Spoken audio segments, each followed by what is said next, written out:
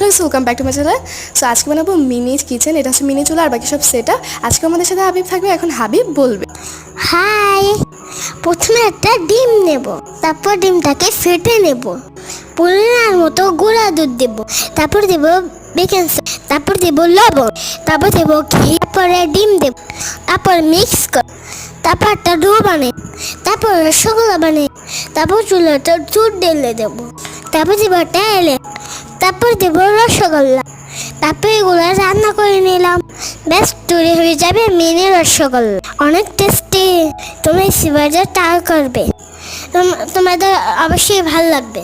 আর বানিয়েছিলাম পুডিং।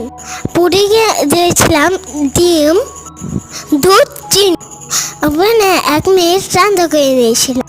ব্যাস হয়ে যাবে আমাদের পুডিং ও রসমালাই। ভিডিওটা লাইক করে করবে। টাটা সবাইকে।